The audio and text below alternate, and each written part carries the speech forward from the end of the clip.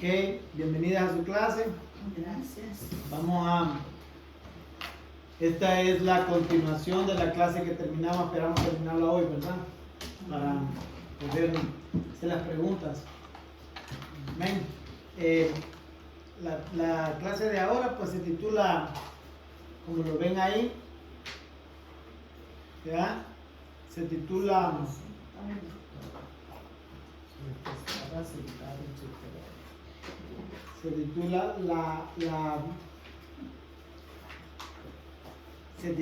el que estaba sentado en el trono. Es sobre el capítulo 4 de Revelación y pues la adoración celestial, ¿verdad? Recuerda que vimos todo esto, ¿verdad? Que vimos cómo fue la visión, pues le llaman quíntuple visión, ¿verdad? Vimos todas estas partes. Ahora vamos con esta, ¿verdad?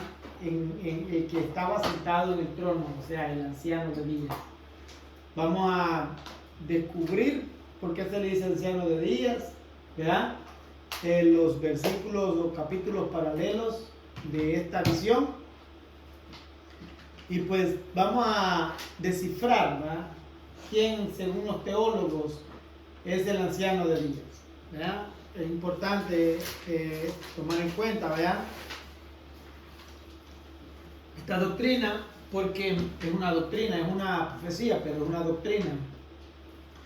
Decirlo que es una doctrina así como tal es porque ve que lo que es los testigos de Jehová, los del séptimo día, incluso los mormones, tienen su punto de vista acerca de esta enseñanza sobre el que está sentado en el trono, o sea, el anciano de días, ¿verdad? Al igual nosotros, la iglesia evangélica, ¿verdad? Tenemos nuestra propia punto de vista acerca de esto, ¿verdad? Nosotros tratamos de ir con la Biblia, ¿verdad? Ellos tratan de ir con sus Biblias, y pues, ¿verdad? Pero nosotros usamos la Biblia que se usa desde 1909, o sea, usamos una Biblia que más antigua que las religiones de ellos, ¿verdad? Porque las religiones de ellos crearon sus propias Biblias, como el libro de Mormón, como la nueva versión internacional del Nuevo Reino, no me acuerdo cómo se llama, el de los testigos de Jehová, y está visión no sé qué de los séptimos días, pero son versiones bíblicas que ellos crearon en el tiempo que nacieron sus iglesias, ¿verdad? Pero nosotros vamos a usar la Biblia que pues se ha usado siempre, ¿verdad? Incluso la misma Iglesia Católica Romana, la misma versión, solamente con que hacen falta pues, los libros apócrifos, que ya sabemos, ¿verdad? Que son libros que no son inspirados, por eso es que no están en la Biblia o en el canon sagrado de la Biblia del Evangélico, ¿verdad?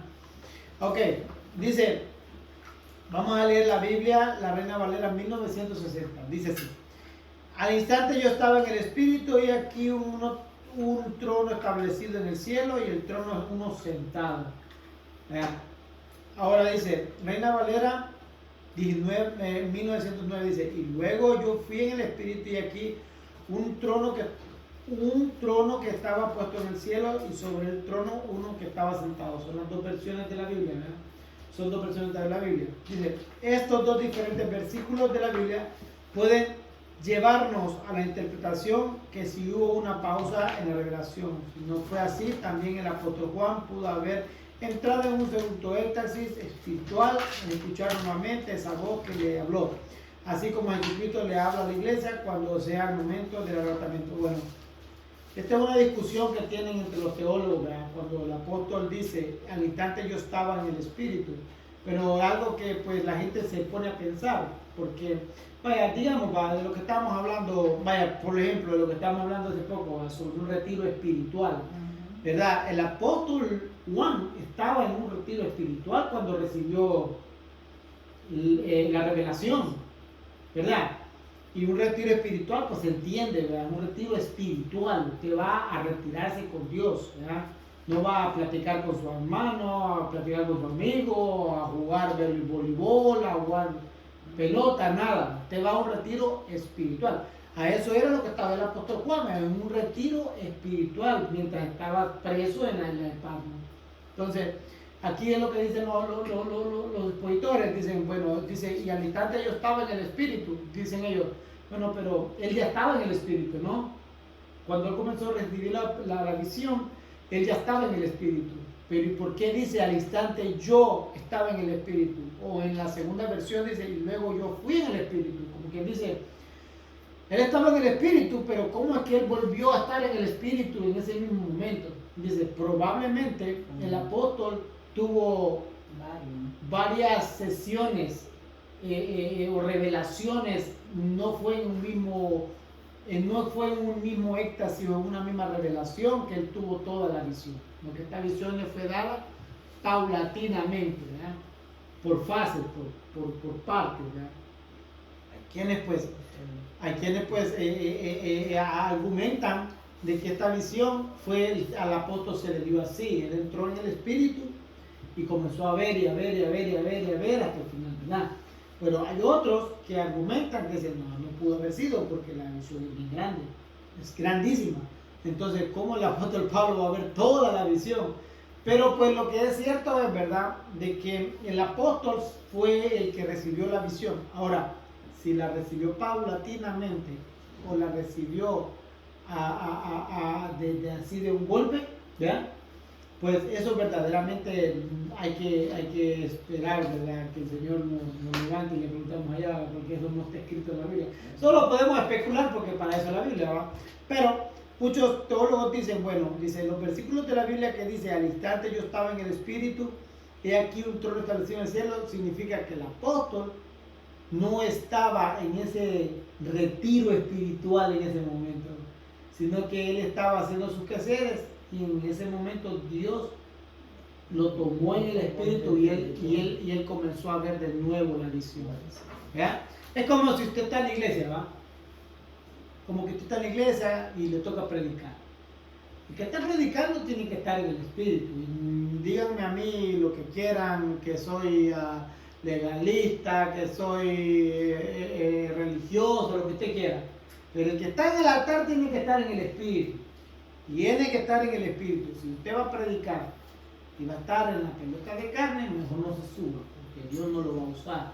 Y va a decir cosas que va a ofender a su hermano, va a decir cosas que no le va a gustar al pueblo, va a decir cosas que va a torcer la Biblia, va a decir cosas que no están fuera del bien. Entonces, si va a predicar así, se subió al altar, ya pecó. ¿Ya? Sí, está subiendo un fuego extraño. Un mensaje vacío. Un mensaje vacío y está subiendo un fuego extraño. ¿Ya? Entonces los teólogos dicen, no, el apóstol estaba normal en él. Cuando Dios viene lo toma de nuevo, lo toma y ahí fue que él dijo, y al instante yo estaba en el Espíritu, como que Dios me tomó, en el instante yo estaba en el Espíritu, pero no dice de nuevo, es que ese es el problema, que él dice, y yo volví en el Espíritu, porque ahí fuera más pecado, pero no lo dice. Él solamente dice, al instante yo estaba en el Espíritu, y la otra versión dice, y luego yo fui en el Espíritu, que es todavía más profundo, porque dice, y luego yo fui en el Espíritu, como que dice, yo estaba bien, pero yo estaba normal, y en el momento yo fui en el Espíritu, como me entré en lo espiritual. Entonces, esas son las dos cosas que dicen los teólogos, ¿verdad? Entonces, nosotros nos quedamos, como estudiantes de revelación, nos quedamos con que hay dos versiones, ¿verdad? De esta visión, hay dos versiones. Una es que el apóstol pudo haber recibido la visión completa así de cantazo, como dicen, ¿verdad? Pero también está la otra versión, que el apóstol pudo haber recibido la visión al paso, ¿verdad? Así en etapas, ¿verdad? Las dos formas está bien que la enseñemos, de las dos formas, está bien que la enseñemos de las dos formas, ¿verdad? No pecamos, porque no le estamos aumentando ni le estamos quitando, ¿verdad? Sino que lo podemos enseñar de las dos formas, ¿verdad? Pero nosotros como estudiantes o maestros de revelación tenemos que enseñar las dos. Mire, algunos teólogos dicen así, otros teólogos dicen así. ¿Cuál de las dos es? No lo dice la Biblia. A eso es lo mejor. Ok. El anciano de días. ¿Cuántos han escuchado sobre el anciano de días? ¿Cuántos han escuchado sobre el anciano de días? El anciano de días. No había escuchado, ¿no? El anciano de días, nunca han escuchado, nadie nunca en los predicadores. Ya no he escuchado. Yo no lo he escuchado. Se han escuchado, ¿cómo no han escuchado? Si tiene otro nombre, Ah, otra explicación, yo no le voy a decir, pero el anciano de día. Pero es que así lo dice la Biblia, mire. Dice Daniel capítulo 7, verso 9. ¿Verdad? Dice Daniel capítulo 7, verso 9. Estuve mirando hasta que fueron puestos tronos y se sentó un anciano de días. Me imagino que nunca escucharon ese versículo bíblico. Y mira, Bueno, a mí mira, me hemos gusta leer a leído. Daniel y eso se me pasa. Sí, hemos leído, pero así. Porque me Yo gusta no- leer el libro yo no de me Daniel. recuerdo. Daniel, ¿qué? 7, 9. 7:2. Ven, ¿qué vamos a aprender ahora? ¿Qué vamos a aprender ahora? Que cuando leamos paulatinamente. despacio y detenidamente. Acuérdense de algo. Yo, cuando estaba recién convertido, le dije a mi pastora, ¿va?, que yo estaba leyendo la Biblia, ¿va?, leía la Biblia, y le digo a la pastora que yo leo la Biblia, pero que no sentía que era suficiente. Pues yo leía, ¿va?, la Biblia, leía hasta 3, 4, hasta 3, 5, 6 capítulos diarios, así, lo leía. Pero yo le decía que no lo sentía suficiente porque solo era leer la Biblia, pero yo No entendía. es que ¿sabe por qué no lo entiende?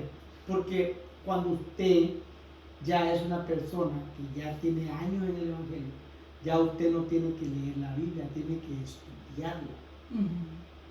Es muy diferente leerla a estudiarla. Y eso fue lo que la pastora me dijo. Es que me dice, tú ya no tienes que leer la Biblia, tú tienes que estudiarla. Estudiarla.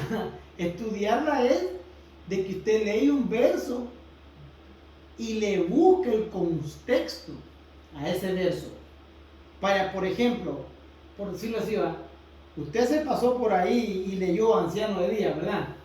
Porque si usted ha leído Daniel, usted tuvo que haber leído ese verso. Muchas veces. Ajá, pero usted allí Pero tenía... maybe no. No, es que allí usted tenía que detenerse. Ve, como estudiante de la Biblia, ¿verdad?, usted tenía que detenerse. Anciano de Día. Espérate. Anciano de Día. ¿Qué es eso? ¿Por qué? ¿Quién es este anciano de día? ¿Por qué le dicen anciano de día? ¿Qué es un anciano de día? Y ahí eso se llama estudiar. Usted viene, agarra un diccionario, agarra diferentes Biblias, agarra diferentes comentarios, y de un capítulo de 2 palabritas usted hace un estudio completo. Así es como que una persona como ustedes, que ya no tienen 2 ni 3 años en el Evangelio, deberían de hacer. Cuando usted agarre la Biblia y se ponga a leerla, agarre un cuaderno y un lapicero. Y las palabras que a usted le capten en la mente, escríbala en un cuaderno y búsquele el significado. Dice, búsquele el significado, búsquele de dónde viene, por qué lo dijo, quién lo dijo, a quién se lo dijo y para qué lo dijo. Así, ¿entienden? Entonces eso es lo que pasa. Ya nosotros ya no tendríamos que solo leer la Biblia, tenemos que estudiar. ¿Ok? Dice, estuve mirando hasta que fueron puestos tronos y se sentó un anciano de días, cuyo vestido era blanco como la nieve y el pelo de su cabeza como la lana limpia. Su trono llama de fuego y las ruedas del mismo fuego ardían. Dice, y un río de fuego procedía y salía delante de él. Millares de millares le servían y millones de millones asistían delante de él. El juez se sentó y los libros fueron abiertos. Ese es Daniel capítulo 7, verso 9. Ahora, dice, muchos intérpretes atribuyen esta visión a que el apóstol Juan se le ve como anciano de días. La Iglesia Católica, vamos a ver los puntos de vista. La Iglesia Católica, al menos una parte de sus teólogos sostienen esta teoría, pero lo más cercano a esta visión y a su interpretación, que es el mismo Jesús, sentado en su trono, el trono del juicio listo para abrir los libros. Hay una teoría, ¿verdad?, que este anciano de días, muchos teólogos católicos romanos, ¿verdad?, apuestan a que este anciano de días que está sentado en este trono es el apóstol Juan. ¿Ya? ¿Por qué? Porque el apóstol, para cuando él recibió la visión, ya era un anciano. Sí. ¿Ya? Entonces, los teólogos, algunos teólogos católicos romanos, no todos, pero algunos, sostienen, ¿verdad?, de que como es una profecía y como Daniel vio el futuro, a quien Daniel vio en la visión fue al apóstol Juan recibiendo la visión. Lo cual es ilógico, ¿no? Porque verdaderamente no hay por qué, porque aquí es claramente que dice que este anciano de día está sentado en un trono. Y pues está sentado en el trono y de la forma como él describe a este anciano de día, definitivamente no es el apóstol. Porque el apóstol nunca en la Biblia se enseña o se ve de que el apóstol tenga la facultad para juzgar, ¿verdad? Y dice que este anciano de Elías se sentó, el juez dice, que el juez se sentó y los libros fueron abiertos, o sea que él se sentó a juzgar, ¿verdad? Y nunca en la Biblia se enseña de que el apóstol Juan se haya sentado en un trono a juzgar, ¿verdad? Sino que el juicio, ¿a quién es? A Jesús. A Jesús. A Jesús, ¿por qué? Tenemos versículos bíblicos que apoyan eso. ¿Por qué? ¿Por qué decimos que a Jesús ¿por qué a Jesús se le da la facultad de juzgar? Tenemos otros versos bíblicos que apoyan esa doctrina, porque también es una doctrina. Esto no es como los mormones que dicen de que José Smith tiene las llaves del cielo. No, pero es que es verdad, ellos lo dicen. Sí. Ellos dicen que José Smith tiene las llaves del cielo. Los católicos dicen que Pedro tiene. Entonces, pero la verdad, quien está juzgando aquí a los vivos y a esta gente es Jesús. Vean, no fue el apóstol Juan, fue Jesús. ¿Por qué? Porque la Biblia dice, vean, dice, porque Dios a nadie juzga, sino que todo juicio se lo dio ¿a quién? Al Hijo. ¿Por qué Jesucristo se ganó ese título? Porque Él fue el que murió en la cruz del Calvario. Nadie más murió en la cruz. No fue María, no fue Pedro, no fue Juan, no fue Pablo. Ellos hicieron lo que tuvieron que hacer, ¿verdad? Pero no murieron en la cruz. No solo murió en la cruz, resucitó al tercer día. Se ganó el título, ¿verdad?, de juez. De juez. ¿Qué es lo que dice la Biblia también? Dice, porque es un garante de futuro. ¿por qué dice la Biblia en el libro de Filipenses? Dice, porque Él se humilló hasta los sumos. Dice, Él se humilló hasta los sumos. Dice, el mismo Padre le ha dado un nombre que es sobre todo nombre, para que en el nombre de Jesús se doblase toda rodilla de los que están en el cielo, en la tierra y debajo de la tierra. Entonces, ¿quién es el que tiene la facultad, el poder para juzgar? Jesús, nadie más. O sea, no María, no Pedro, no Juan, nadie, no José Smith, no. Es Jesús. Dice ahora, estuve, dice el apóstol Juan, mirando hasta que fueron puestos tronos, y se sentó un anciano de días, cuyo vestido era blanco como la nieve y el pelo de su cabeza como la limpia. Su trono llama de fuego y las ruedas de fuego fueron ardientes. Perdón, ese es Daniel que vio eso. Dice, un río de fuego procedía y salía delante de él. Millares de millares le servían y millones de millones asistían delante de él. El juez se sentó y los libros fueron abiertos. Aquí es más claro, ¿verdad? Dice, el juez se sentó y los libros fueron abiertos. ¿Cuáles libros? ¿Cuáles libros? El libro de la vida. El libro de las memorias, ¿verdad? Ahora dice, una de las características más claras es que Él está sentado en su trono. ¿Qué más claro es? Dice que una de las características más claras para nosotros determinar que este anciano de día que vio Daniel en capítulo 7, verso 9, es Jesús, es de que Él está sentado en su trono, porque Él es el Él es el rey, ¿verdad? Él está sentado en su trono de gloria, ¿verdad? Dice, segundo detalle, el segundo detalle es que Juan lo describe, el versículo 3, como el jaspe, una diadema perfecta cuya brillantez clara describe la pureza y la gloria de la majestad de Dios. También la cornalina, que es de color rojo, ilustra la justicia y la santidad de Dios. Claramente Juan no está describiendo a Dios, está describiendo su gloria y majestad. Mire qué interesante. Porque a Dios nadie lo vio jamás, ¿verdad? Entonces, Juan no describe su rostro, describe su gloria, con estos símbolos.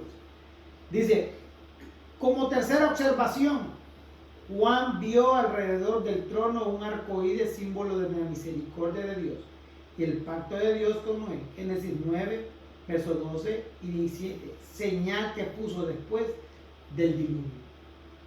Entonces, ¿qué es lo que nosotros vemos aquí en este trono? A ver, díganme ustedes, ¿qué ustedes observaron en este trono después de lo que hemos hablado? ¿Qué observaron ustedes?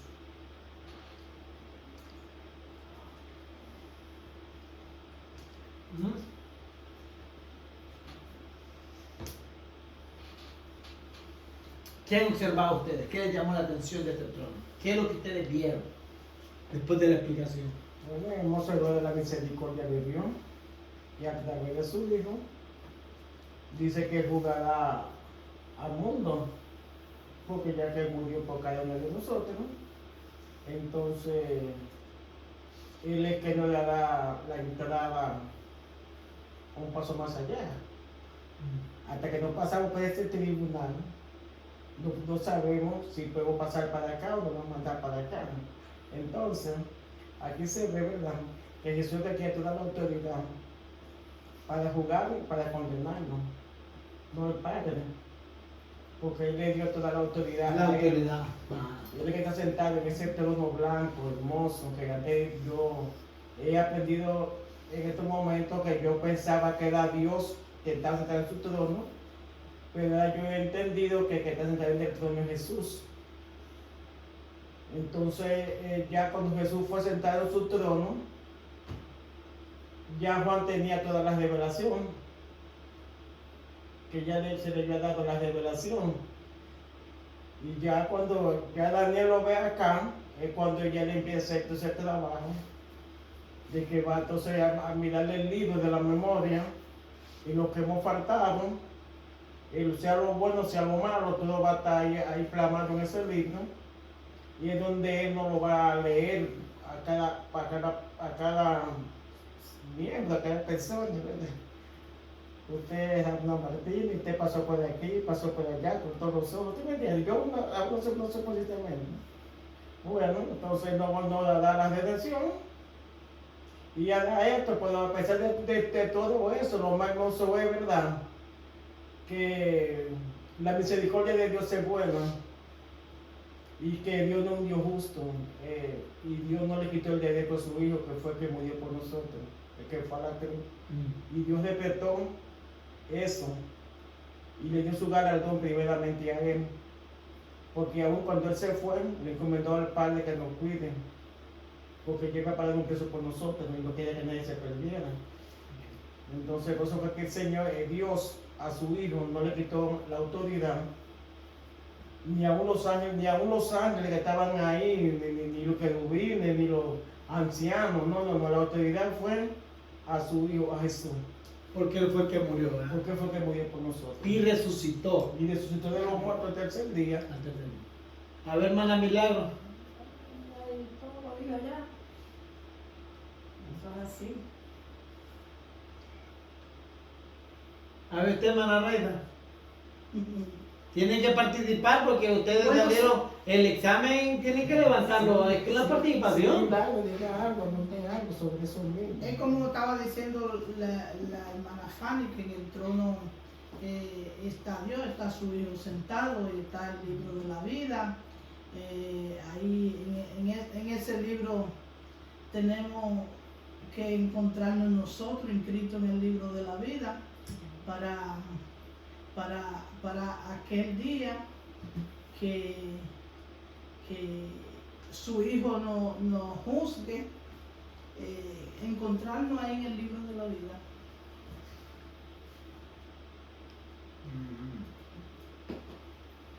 Bueno, ¿qué dice el libro de Juan, capítulo 5, 22, 24? ¿Qué dice? Dice, mira, porque el Padre dice a nadie juzga, sino que todo juicio dio al Hijo, para que todo honre. Es que esa es la importancia, ¿verdad? Ve que dice para que todos honren al Hijo, como honran al Padre. El que no honra al Hijo, no honra al Padre que le envió. Entonces, para eso es que Dios le da al Hijo la potestad de juzgar, para que todo el mundo honre al Hijo. ¿Verdad? Honre al Hijo, ¿por qué? Por el sacrificio que él hizo en la cruz. Dice, ¿por qué se le llama anciano de días? ¿Por qué se le llama anciano de días a este personaje que está diciendo tanto? No, ¿por qué? Dice, bueno, el hecho de que Jesucristo haya nacido siendo un bebé, porque Jesucristo nació como un bebé, ¿verdad? Ve que hay unos católicos que nunca lo dejaron crecer, ¿no? Que al niño de siempre adoran al niño Jesús, ¿verdad? Adoran al niño Jesús. Nunca creció, ¿verdad? Para los católicos, ¿no? Fíjate que hay una película que es mundana, ¿verdad? Que yo la vi ya hace muchos años antes de ser evangélico. Yo me acuerdo que a mí me dio risa la película, porque se trata de unos corredores de carro, están sentados en la mesa y van a comer, y pues a ellos les habían enseñado a orar antes de comer, y pusieron a una persona que estaba en la mesa, oye, ora tú, le dio por la comida. Entonces la persona que iba a orar dijo, iba a orar, le dijo, te pido, niño Jesús, tú que estás con tus pañales, tú que eres un niño, un bebé, tú que eres un bebé, tan chiquito, tan así. Y el tipo que estaba a la par le dice, espérate, le dice, ¿a quién te estás orando? Le dice, al niño Jesús. ¿Por qué le estás orando al niño Jesús? Le dice, porque es el niño Jesús, a mí me gusta orar al niño Jesús. Le dice, pero él no se quedó pequeño, le dice, en la película mundana. Le dice, pero es que él creció, le dice, él creció. Él se hizo de 33 años, él no se quedó siendo un bebé. Le digo, él no se quedó siendo un bebé, él creció y se hizo un hombre. Le dice, ¿por qué tú le oras a un bebé? Ve, pero eso que es una película mundana, ¿va? Pero trayéndolo de la realidad, pues Jesucristo creció. Pero ahora dice, bueno, el hecho de que Jesucristo nació como un bebé, en su segundo avistamiento fue la segunda vez que se vio a Jesús. Si usted lee la Biblia, ¿verdad? Se lee que Jesús nació. Vean, nació. La segunda parte del segundo avistamiento, como que dice, la segunda vez que se vio a Jesús, escribieron sobre él, fue a la edad de 12 años. Pero, ¿quién le contó a los apóstoles sobre eso cuando Jesús tenía 12 años? ¿No Jesús? Cuando Jesús tenía 12 años. ¿Quién le contó? A ver, díganme ustedes, que ustedes tienen más tiempo en el Evangelio que mí. Tienen que decir. ¿Quién les dijo? ¿Cómo los apóstoles, ¿verdad? Los que escribieron los evangelios, no conocían a Jesús hasta que Jesús tenía 33 años? Hasta que él los evangelizó. Algunos de ellos eran menores que Jesús, porque el apóstol Juan era menor que Jesús. Es de edad. En edad, el apóstol Juan era un adolescente cuando se vio a Jesús. Jesús tenía 33 y el apóstol tenía como 17 años. Más o menos. Bueno, a ver, usted dígame, ¿cuál es su punto de vista? Mi punto de vista es, porque aquí estamos aprendiendo. Claro. Pero hablando uno va aprendiendo. Claro. Yo diría que el Padre nunca dejó asumir esa palabra. yo creo que siempre tenía gente siguiendo a Jesús. Ujú. Y en cada etapa de Jesús tenía siempre un vigilante, un ángel que Dios lo estaba guardando hasta que él fuera a ejercer su ministerio. Entonces luego que Jesús ya iba creciendo y creciendo, ya su fama también iba creciendo justamente con él. Y así se le dio a conocer a los apóstoles. En una, Pero como ¿quién el le Señor- contó? Pero ¿quién le contó a los apóstoles de la edad de que cuando Jesús tenía 2 años? Eso es lo que le digo, que el mismo Dios, el mismo Padre, tenía esa persona y como, bueno, Alguien que lo iba cuidando hasta esa edad. Exactamente. Y él le contó a los apóstoles. Bueno, el Padre le dio la visión, el Padre le dio el entendimiento y la sabiduría, porque si el Padre no hace nada, ¿qué lo puede hacer? Para mí un ángel. Un ángel le contó a los apóstoles. ¿Y para usted, hermana Rafa? Bueno, una buena pregunta, maestro. Muy buena. Sí. Bueno, dice la Biblia que cuando Jesús se quedó en el templo, que le estaba enseñando incluso a los maestros y cosas. Cuando él se quedó, su padre supuestamente no sabían que el niño se había quedado. Ajá. Entonces se devolvieron a buscar el niño. Entonces lo que estaban ahí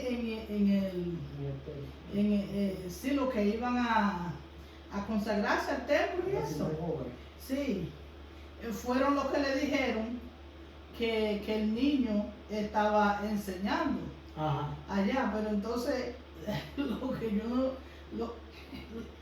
no sé decir es si los apóstoles, si los apóstoles eran lo que No, porque los apóstoles eran de la misma edad de Jesús. ah, Imagínense que estamos hablando que el apóstol Juan era menor que Jesús. ujú. Pedro era casi de la misma edad de Jesús. Bueno, de la sinagoga salió todo. Ahí lo fueron escribiendo. De la sinagoga fue que salió Miren, ministerio. Vamos a Si hablar. ustedes se acuerdan de aquella pasaje bíblico de que Jesús venía y había una persona en una palma de coco. ¿Se acuerdan? Y que Jesús le preguntó a él, ¿verdad? Y el tipo le dijo que como él sabía que él había estado acostado en una palma de coco, en una sombra. ¿Se acuerdan de eso? Está en el Evangelio, en Mateo. No recuerdo. Quizás lo he leído, pero no recuerdo. Está ahí en la Biblia.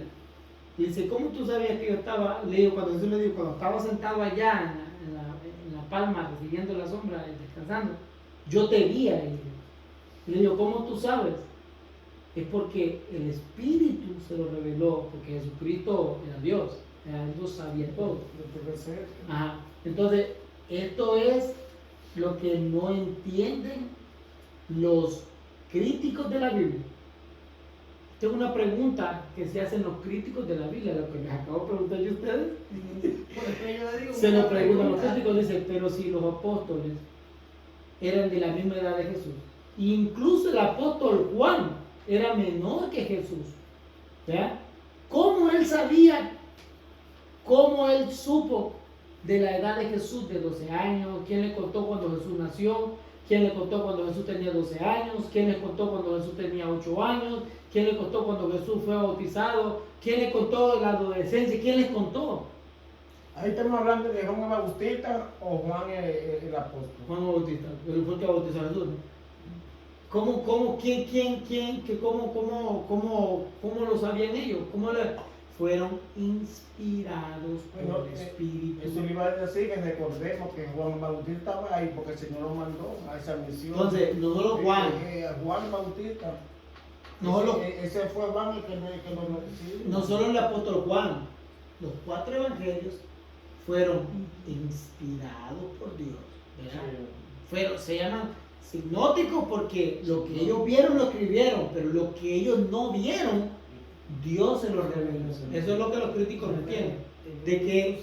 De que fuera, no fue como dijo la hermana, un ángel, ¿verdad? tampoco fueron los guardianes, que es la hermana que andaban atrás de Jesús. Estamos aprendiendo. Por eso es bueno esto. Por eso es bueno esto, para que ustedes, cuando a ustedes les digan, y les digan, pero ¿y qué le contó a Jesús? Porque a mí me lo dijo una vez una persona, me dice, ¿y quién le dijo a esta gente que Jesús, cuando Jesús tenía 8 años, le predicó a esta gente en el templo? ¿Quién le dijo a esta gente que cuando Jesucristo tenía 13 años fue perdido en el templo? ¿Quién les dijo? No les dijo nadie en la tierra, se los reveló el Espíritu de Dios a ellos. Esa es la respuesta. Y los apóstoles sabían todas estas cosas del tiempo de antes de haber conocido a Jesús por vía del Espíritu Santo. El Espíritu se los reveló. Dice, luego su adolescencia, cuando fue bautizado por Juan. Bueno, el Jesucristo fue bautizado por Juan el Bautista en su adolescencia, ¿no?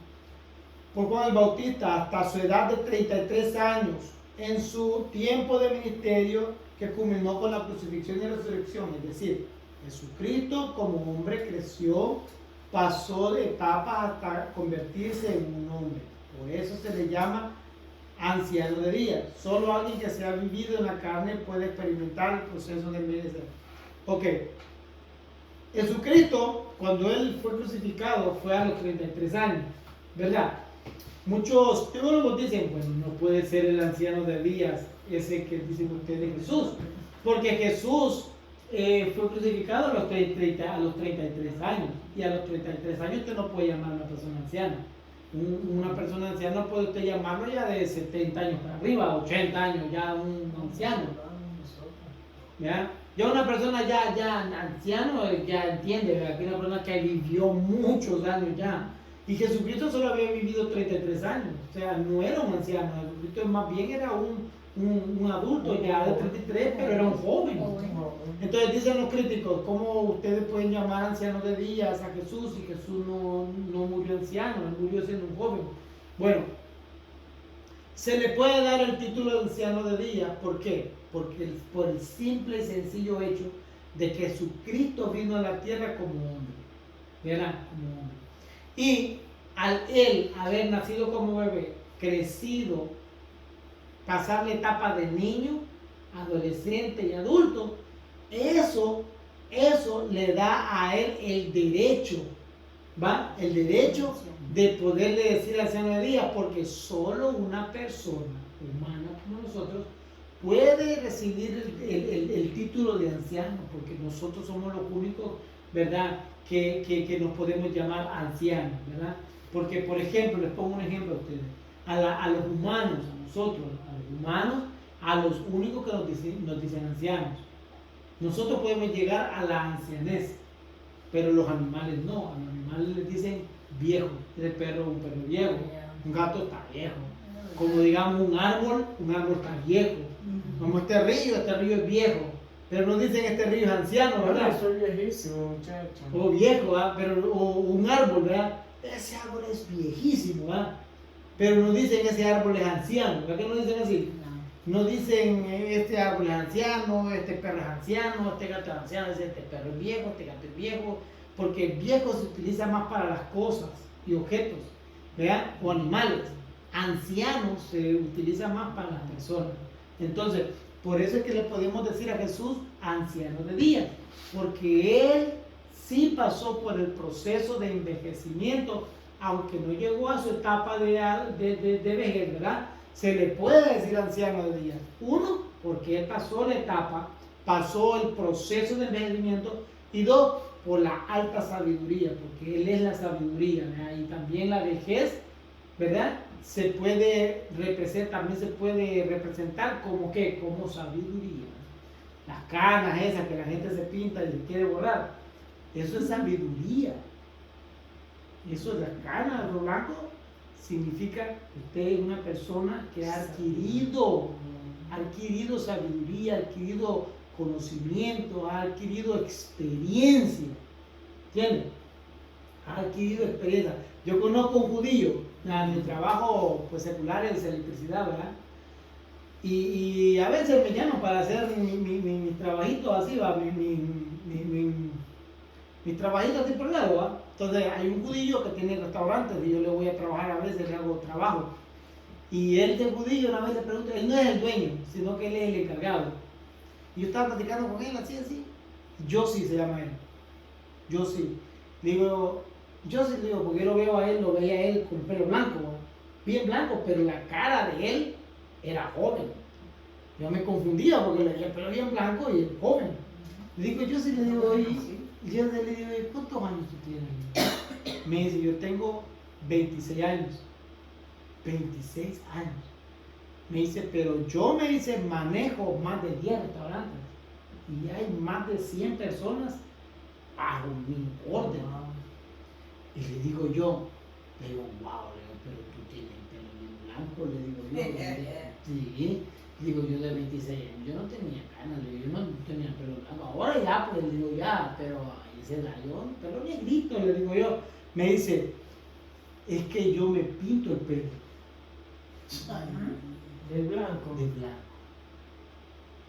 Los judíos tienen tienen esta forma de pensar, que cuando ven a una persona con canas, ellos le dan respeto, porque es una persona que tiene sabiduría, experiencia, conocimiento, es un sabio. Entonces, él me dice, yo me pongo las canas, me dice, porque así lo respetan más. Oh, wow. Él se pinta el pelo y no blanquito, pero sí se pinta así como que si tuviese canas, como que tuviera una persona más vieja, ¿verdad? De lo que y él lo que tiene un 26. Así me dijo. Bueno, se me da una mentira, pero así me dijo. Sí, porque a veces hay personas mayores que dicen algo feo y le dicen, mire señor, respete su carne, por favor, que no diga un tono correcto, así. Yo le digo así. En los trabajos, Respete su carne. no tengo trabajos, a veces están así y hay señores ya de edad que están regañando. Y hay un joven me dijo una vez, me dice, ese está muy viejo para estar con esa broma. Así me dijo, ese me está muy viejo para estar con esa broma, ya no respeta un carro. Sí, si lo dicen así, que no respeten su carne, porque es verdad, alta la cana y todavía hay un respeto. Es un respeto, porque es verdad, uno quiere más responsabilidad, uno es más concentrado, uno tiene más experiencia, sabe de un bonito consejo. Entonces, por eso se le da el título a Jesucristo también de anciano de día, ¿no?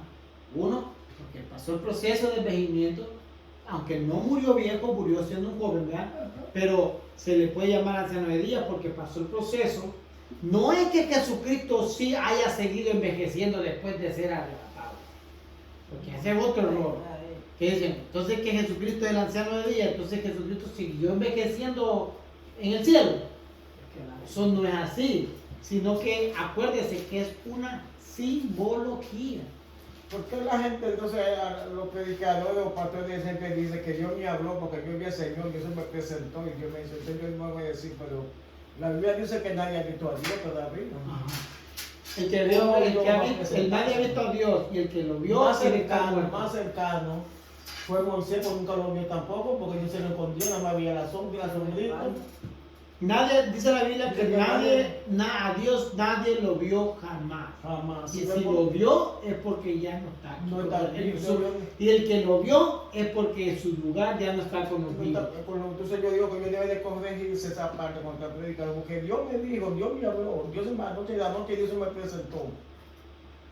Bueno, uno dice, pero bueno, pues y entonces. Usted puede. Bueno, es que usted puede ahí le puede dar cuenta, ¿verdad? De que a la gente le gusta la loquera, le gusta la totera. Sí, porque es verdad, porque ellos no pueden estar diciendo hacia cada rato. Mira, eso fue el mismo Dios se presentó. A mí se me presentó Dios. Sí, ese término sigue por lo que el mismo siempre a Dios. A mí se me presentó el mismo Dios. Así exacto, la gente lo dice. El mismo Dios. En un punto lo dice. Mire, hermano, yo le voy a decir algo. Entonces yo digo, puedo ver acá porque mi Moisés lo vio y entonces ¿cómo que tú lo vio y que un pecador y Moisés aquellos tiempos tampoco lo vio? Mire, yo le voy a decir algo a ustedes. Volviendo a la plática de lo que la pastora dijo ayer. Yo le voy a decir algo a ustedes. La mejor profecía y la mejor enseñanza que usted puede recibir es la Biblia. Amén. Es la Biblia. Nosotros aquí estamos estudiando la Biblia. Esto no es nada mío, la Biblia. Lo mejor que usted puede estudiar, la mejor profecía que usted puede recibir es la Biblia. Porque si usted lo leyó aquí, usted lo lee aquí, y yo vengo y le pregunto a usted, ¿cómo fue que usted dijo? Mire, dice aquí, ¿verdad? Pero ve cómo que el Señor dijo algo y se retractó, ¿va? Entonces no fue Dios el que No habló. fue Dios que habló. Entonces no fue Dios el que habló, entonces Entonces, es mentiroso. él le cayó muerto, se queda Como muerto. dicen, se verán señales. Porque es verdad, porque yo digo que la voz se cae por su propio peso. Por eso que a mí me gusta oír los mensajes. Yo ni que te amé, que aleluya, yo me pongo concentrada a oír mi mensaje. Dicen, aunque yo nunca he leído, bueno, eso no está en la Biblia, yo no lo he leído. Como también le digo a usted, bueno, yo que se lo leí, pues lo pasamos por alto. Pero que hay cosas que se están predicando, que tú estás entendiendo que eso no es así. Le digo, Yo ¿Cómo puedes otro, saber que es el hombre? yo me quedo callado, yo no digo ni amén ni digo nada, porque yo entiendo que así no pasan las cosas, porque así no se dan las cosas. yo le digo de que la mejor profecía, la mejor enseñanza es la Biblia. Si usted va a hablar algo, pues la Biblia es clara. El apóstol enseña en su teología sistemática, el apóstol Pablo en su teología sistemática enseña, dice que el que enseña conforme a la palabra y la autoridad El que Dios le da. profetiza lo hace conforme a la palabra. Ajá, porque la mejor profecía, Pero cuando la gente vaya, por dice, ejemplo, el señor este que dijo esa profecía y después lo retractó, él Pues puede dice, usar- Dios dijo. él puede, es que mire, es que Él es él fuerte, puede- él es apretado, él es fuerte, hay que darle una medalla por fuerte, él es guapo. Él es guapo. no, es que fíjense que él podía usar la Biblia y quitarse ese peso, ¿verdad? Él podía usar la Biblia y quitarse la responsabilidad. Pero la Biblia, mire, ¿desde cuándo el pueblo de Dios ha adorado en lugares donde se adoraba? ¿Desde cuándo? Nunca. Y aquí se está haciendo. Yo me estoy saliendo de mi responsabilidad porque la Biblia lo dice. Ahí está. Ahí está. Ahora el hombre, ahí falló él. No, él es Pues él guapo. lo dijo y lo negó. Él es guapo. Él es guapo. Maestro, hay personas que dicen, cristianos, que dicen, yo todo lo que hago es dirigido por Dios. Entonces de repente usted ve en esa persona ciertas cosas que usted dice, no, pero Y ¿es de Dios? Y entonces. ¿Y entonces qué pasa? Pero es que Dios es el que lo dirigió, porque la gente dice Dios, ¿verdad? Pero está el Dios del dinero, está el Dios. Mire, yo le voy a decir algo bien profundo a usted. Está el Dios mío, yo mismo también. Está el Dios yo mismo, está el Dios mis sentimientos. Y ese es peligroso. Ajá, está el Dios mis sentimientos. Está el Dios. De mis emociones. Está el Dios de mis emociones y está el Dios en el cual yo creo que esto está bien. Mucho más peligroso. Está el Dios, está ese Dios. El Dios que dice, esto está bien, yo no lo veo mal. Yo conozco un solo Dios. Entonces, pero ahora, ¿qué dice la Biblia? ¿Qué dice la Biblia? ¿Verdad? Mira lo que dice un hermano a la iglesia una vez. Un hermano de la iglesia dijo una vez. Digo, yo no diezmo a la iglesia. ¿Ya? Eso es doctrina, ¿va? Yo no soy pastor para estar doctrinando así, ¿va?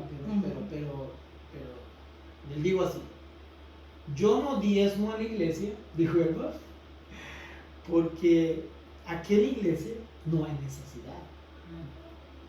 Y quizás no lo haya, ¿va? Porque verdaderamente aquí se puede prosperar la iglesia, ¿va? Con los hermanos, la ayuda, y es así como se mueve el evangelio, que como, de aquí con dinero, no es que aquí con oración ni nada, ¿verdad?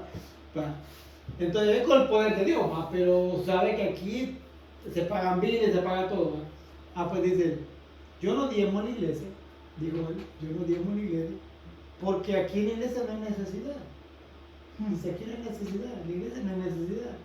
Aquí se va al día con biles, se va al día con la renta, se va al día con esto, aquí no hay necesidad. Ajá, aquí no hay necesidad. Digo, yo mejor mi diezmo lo guardo y se lo mando a una iglesia en Guatemala o en El Salvador, donde sea, donde sí hay necesidad. Ahora dígame usted algo. ¿Está bien o está mal personalmente hablando? Humanamente hablando. Está mal. Humanamente hablando, Mire, usted yo- puede decir, ahí entra el Dios yo, ¿verdad? Yo. Es como yo pienso. como yo Dice, pienso. bueno, pero sí, porque imagínese, si la iglesia en otro mal día y hay dinero guardado para cualquier necesidad y estamos bien, ¿verdad? Y aquella iglesia está que no pueden pagar la luz, no pueden hacer esto, no tienen un altar, no tienen un piso. Eso es la parte humana que está. Ajá, entonces dice, pero yo creo que está mal que yo esté dando y dando a un lugar que ella Y tiene. necesidad. No, o sea, allá hay necesidad, no, yo lo mando allá. Pero es que no es así, la Biblia no lo dice La así. Biblia de especificación. No es como la Biblia lo dice. Entonces, ahí usted tiene que ver lo que dijo usted, mi hermano. Dice, yo actúo solo dirigido por Dios, pero ¿qué Dios lo está dirigiendo? ¿El Dios de la Biblia? Oh, el Dios ¿O es sus pensamientos, O el Dios sentimientos? yo. ¿O el Dios yo? El Dios. Ajá. Eso es lo que mucha gente hoy ¿Y a en ti qué día. pasó? Eso es lo que mucha gente hoy en día no sabe explicar a las personas sobre el diezmo. Y Pero y ese- eso hay muchos errores. por Ese eso. es un ejemplo, ¿verdad? Que le Un cae- ejemplo. es un ejemplo que le estoy dando yo. Pero puede ser muchas cosas. Muchas cosas. Como digamos, hay muchas personas que dicen, yo no creo que esto esté mal. Vea, yo no creo que esto esté mal. Muchos dicen que eso no es bíblico ya, que eso es obsoleto. Muchos dicen que Moisés ofendió, como que Abraham ofendió, Abraham ofendió de lo que le trajeron de la. Cuando fue como una batalla que cogieron entonces él dio ese diezmo, lo dio una sola vez. Digo yo, pero él dio el diezmo de lo que él recibió. Pues mucha gente, muchos cristianos están en contra del diezmo, porque ellos dicen que el diezmo no se puede dar a las iglesias, porque No hay necesidad. la gente debe de ofrendar, pero no debe de dar diezmo. Y yo, bueno, mientras yo pueda y yo tenga, yo voy a dar mi diezmo, porque uno se puede oír tantas cosas y tantas personas hablando de lo del diezmo. Entonces dicen, no, porque ellos piden ofrenda, digo yo, porque ellos son sabios, escuchen bien, porque son sabiduría de unos pastores que están tomando hoy en día con el diezmo. No sé para qué entramos en este detalle, porque todo el mundo va con la clase. Entonces, ¿qué pasa con eso? Y tú dices, yo no pido diezmo, pero yo pongo una vasija aquí, y que quiero ofrendar, que ofrende aquí.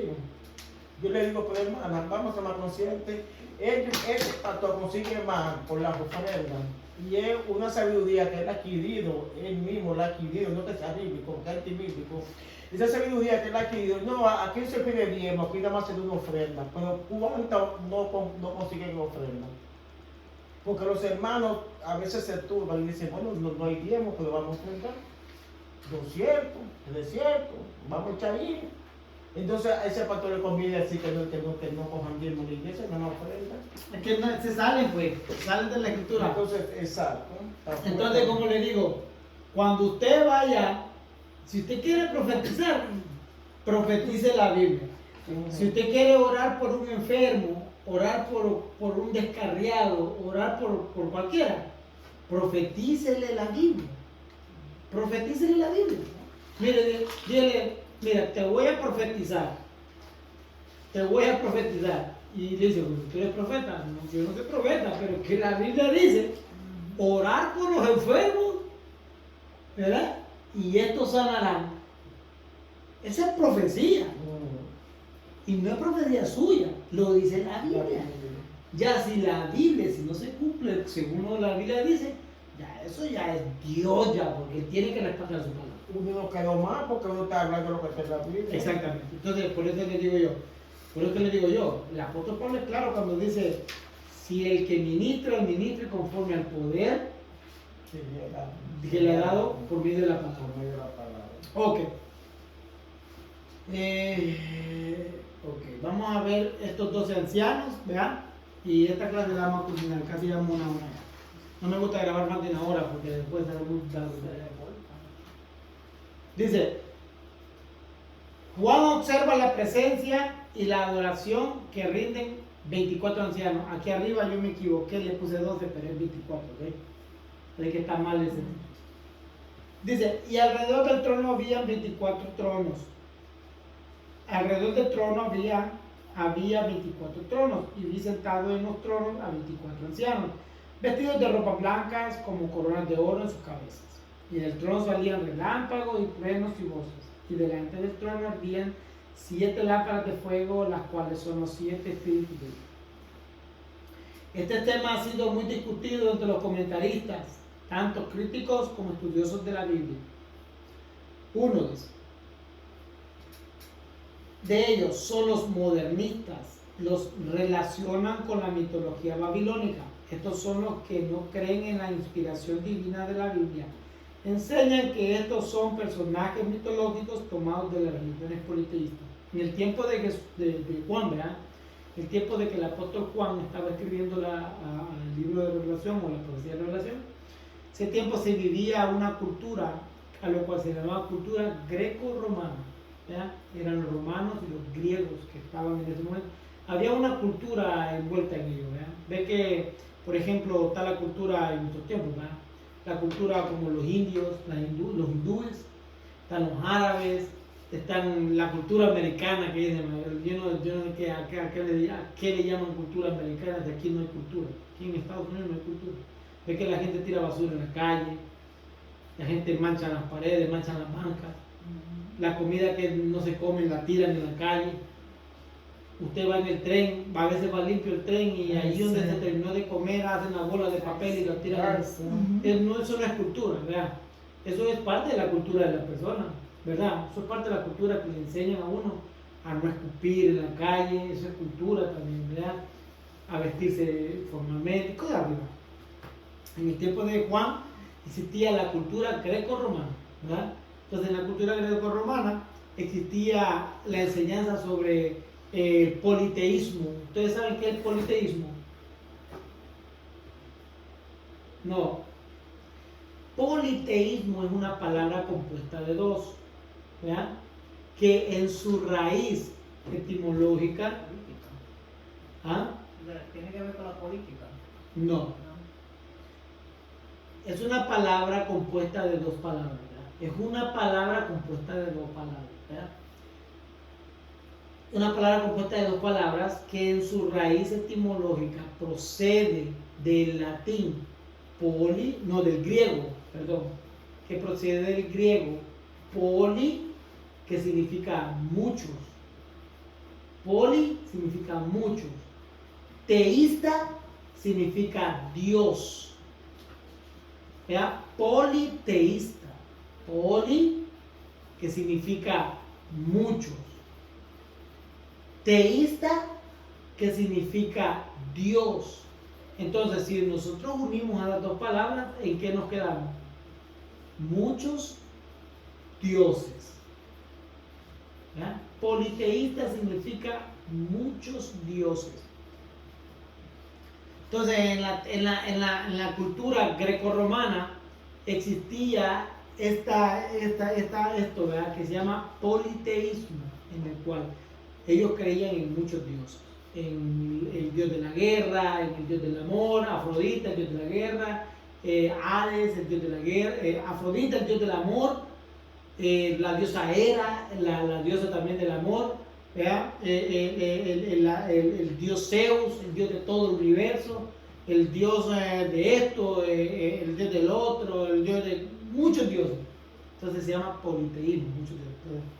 Cuando el apóstol Juan vio a 24 ancianos alrededor del trono de Dios y él trajo esta revelación en el libro, los que son en contra de la Biblia dijeron: no, es que el apóstol Juan, lo que pasó es que él, como estaba viviendo en el tiempo greco-romano en el cual se enseñaban sobre muchos dioses, ¿vean? Esto fue lo que él vio, se le dice panteón greco-romano, ¿verdad? El panteón greco-romano es una lista de dioses, ¿verdad? Entonces lo que él vio fue el panteón. Como usted ve allí en la figura, ¿va? Usted ve un montón de 24 ancianos, 4 seres vivientes y al que está sentado en el trono y medio. Entonces él dice, él lo que vio fue a los dioses greco-romanos. Como eran muchos, el dios de la guerra, el dios del amor, el dios de la prosperidad, el dios de esto, el dios del otro, entonces todos los dioses.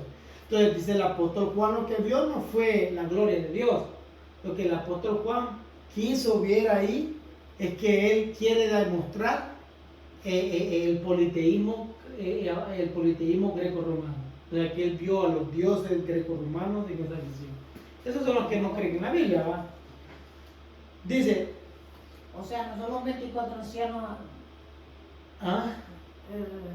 no solo 24, los 24 ancianos, sino eso que usted dijo ahora. No, eso lo dicen los que están en contra de la Biblia.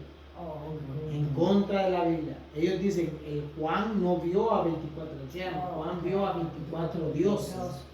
Pero no es así, ¿va? Nosotros que vamos a estudiar que no es así.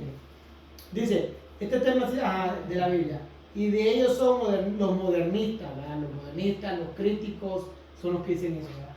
Entonces dice, algunos contemporáneos sugieren que son seres humanos con experiencia de redención y que representan por una parte a los redimidos del Antiguo Testamento, quizás los 12 patriarcas. Esta idea nace puesto que la iglesia ya había sido arrebatada al cielo. Este otro grupo de analistas, ¿verdad? Dicen, no, estos 24 ancianos que el apóstol Juan vio, ¿verdad? La mitad representan a los del Antiguo Testamento y la otra mitad representan a los 12 patriarcas. En ningún momento pueden ser la iglesia, porque la iglesia para entonces ya tuvo que haber sido arrebatada. Ese es un punto. Otro punto de vista dice, por otra parte, que representan quizás a los 12 apóstoles. La idea lo relacionan porque los designan como ancianos, lo cual solo se puede decir de seres que envejecen, que se escucha cantar también con su sangre nos ha redimido para Dios, y los ángeles sabemos que no son redimidos. Y como último punto están dando testimonio, pues dicen que nos ha hecho nuestro Dios, reyes y sacerdotes.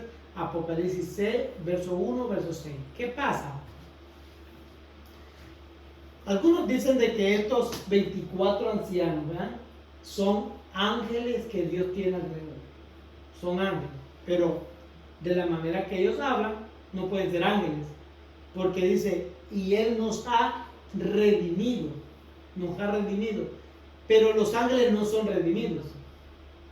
¿Quiénes son los únicos redimidos? Nosotros. La iglesia es redimida por la sangre de Cristo. Los ángeles no son redimidos. Entonces, no pueden ser ángeles tampoco. No pueden ser ángeles. Dice, existe un grupo que asegura que son seres angélicos que colaboran en los juicios divinos, en ninguna parte de la Biblia se muestra que Dios use ángeles o pida ayuda a ángeles para que los juicios que solamente el Padre o Jesucristo pueden ejecutar. Otro grupo dice, no, ellos son ángeles, ¿ya?, que Dios va a usar para aplicar los juicios. En ninguna parte de la Biblia enseña que Dios pide ayuda a los ángeles para hacer juicios. ¿Por qué? Volvemos a lo que dice la Biblia en el Evangelio según Juan. Todo juicio el Padre se lo dio al Hijo, a ningún ángel. Dice, tomando en cuenta esto, entonces, ¿a quién representan los 24 ancianos? ¿A quién representan los 24 ancianos? Existen fuertes razones para aclarar que se trata del grupo de redimidos, que sería la iglesia de Jesucristo. Recordemos que esta es una visión profética. Claramente la iglesia ya no está, pero esto significa que no puede estar representada en este grupo de ancianos.